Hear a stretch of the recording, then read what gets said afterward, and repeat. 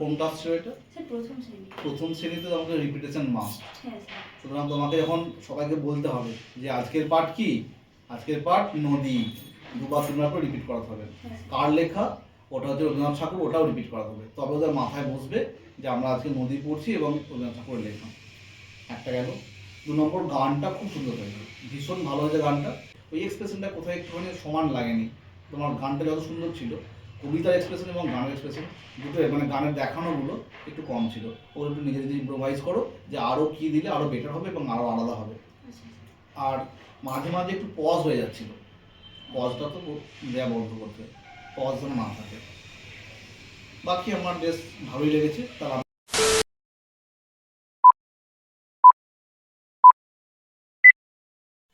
Good morning student, কেমন আছো তোমরা?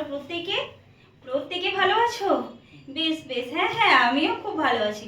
বসো বসো, প্রত্যেকে বসো। আচ্ছা তার আগে ম্যাডাম, আপনি আপনার নিজের মতো যে কোনো ক্লাস পছন্দ আপনার সেখান থেকে আরেকটা ডেমো দিন। ঠিক আছে স্যার। আপনার সময় 4 মিনিট, ঠিক আছে? ঠিক আছে স্যার। বসো বসো, প্রত্যেকে বসো। আচ্ছা তার আগে শোনো, প্রত্যেককে আমার তরফ থেকে হ্যাপি নিউ ইয়ার। হ্যাঁ, প্রত্যেকে বসো, শান্ত হয়ে বসো। আচ্ছা এদিকে সোমা, কি নিয়ে এত গল্প করছো গো? কি বলছো? কাল তুমি মামার বাড়ি গিয়েছিলে নদী পেরিয়ে, সেই গল্পই শোনাচ্ছ? আচ্ছা আচ্ছা, বেশ বেশ। আচ্ছা নদী কে কে দেখেছো গো? নদী কে কে দেখেছো? কি বলছো ওদিক থেকে? রহিম তুমি কি বলছো? তোমারও নদী পেরিয়ে মামার বাড়ি? আচ্ছা আচ্ছা বেশ।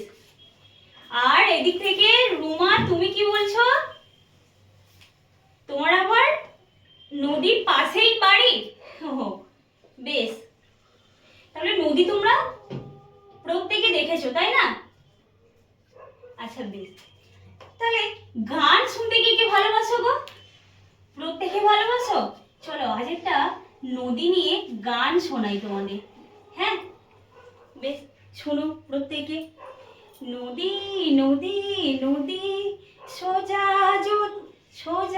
যেতিস যদি, সঙ্গে যে তোর আমি জীবন ভোর। নদী নদী নদী সোজা যেতিস যদি, সঙ্গে যে তোর আমি জীবন ভোর। কি গো, কেমন লাগলো? প্রত্যেকের ভালো লেগেছে? বেশ বেশ। দেখো তো নদী কেমন হয় গো। প্রত্যেকে খাতা পেন বের করো তো, একটা নদীর ছবি এঁকে ফেলো তো আমার সাথে সাথে তোমরা। আঁকো আঁকো আঁকো। আজ আমরা নদী নিয়ে একটা কবিতা পড়ব।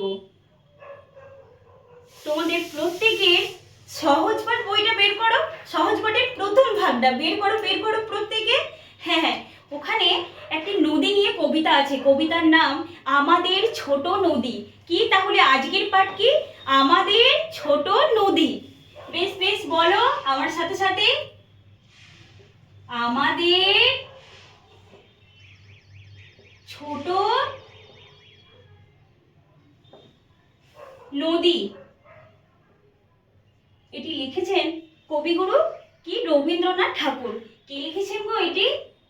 কবিগুরু রবীন্দ্রনাথ ঠাকুর।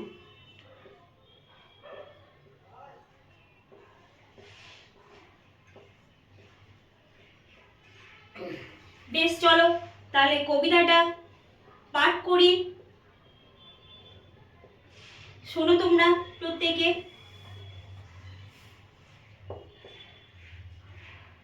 প্রথমে আমি বলছি, তোমরা শোনো, তারপর তোমরা আমার সাথে সাথে করবে। আমাদের ছোট নদী চলে আঁকে বাঁকে, বৈশাখ মাসে তার হাঁটু জল থাকে। পার হয়ে যায় গরু, পার হয় গাড়ি, দুই ধার উঁচু তার, ঢালু তার পাড়ি। কি কেমন লেগেছে তোমাদের? ভালো লেগেছে প্রত্যেকে? কি বলছে গো কবি কবিতাটায়? কবি বলছে যে আমাদের ছোট নদী। নদীটা কিরকম গো? নদীটা হচ্ছে ছোট। কি করে? ছোট নদী কি বাঁকে বাঁকে যায়? নদী কি সোজা যায়? নদী তো সোজা যায় না, নদী কি বেঁকে বেঁকে বেঁকে বেঁকে যায়, তাই না? হ্যাঁ।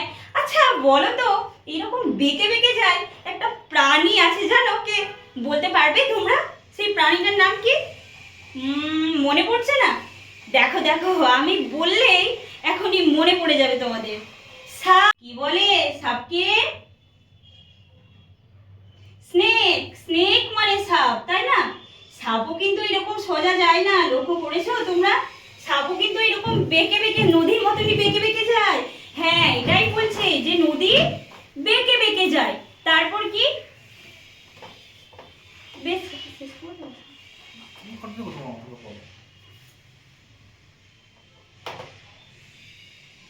তারপর কি বলছে? বৈশাখ মাসে তার হাঁটু জল থাকে। হাঁটু জল মানে কি গো? আচ্ছা দেখো, বৈশাখ মাসে আমাদের, তার আগে বলো তো আমাদের মাস কতগুলো আছে গো? আমাদের মাস বলো বলো, 12টা মাস আছে আমাদের।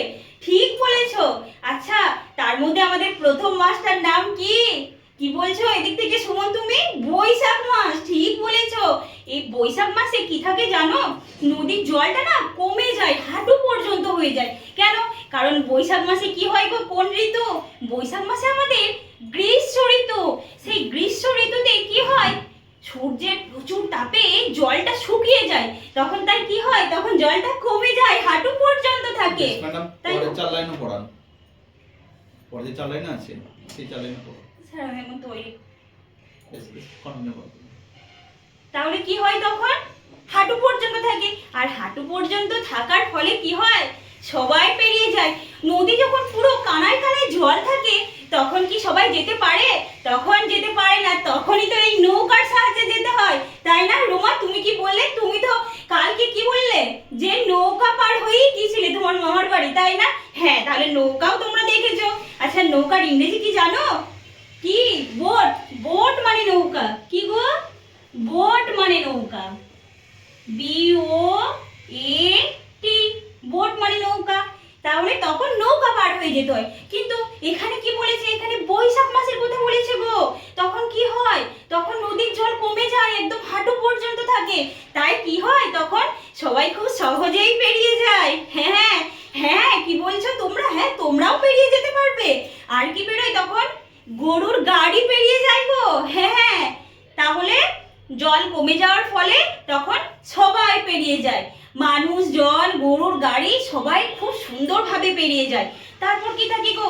দুই ধার উঁচু তার, ঢালু তার পাড়ি। তখন নদীর দুই ধার কি হয়? উঁচু। দেখেছো তো নদীতে এই যে জল যে থাকে, দেখো এই দুই ধার কি? এই যে দুই ধার উঁচু, কিন্তু জলটা কি? ঢালু তার পাড়ি। ঢালু মানে কি জানো? ঢালু মানে হচ্ছে নিচু। ঢালু মানে কি? ঢালু মানে নিচু। শেষ করুন। দুই ধার উঁচু, কিন্তু এই যে জলটা যেখানে বয়ে যাচ্ছে সেখানটা হচ্ছে ঢালু মানে নিচু। তাই তো সবাই সহজে যেতে পারে। বেশ, তাহলে তোমাদের ভালো লেগেছে তো? হ্যাঁ, বেশ, আজ তাহলে এই পর্যন্তই থাক। এর পরের দিন আমরা বাকি অংশটা এখান থেকে পড়বো। বেশ, প্রত্যেকে শান্ত হয়ে বসুন।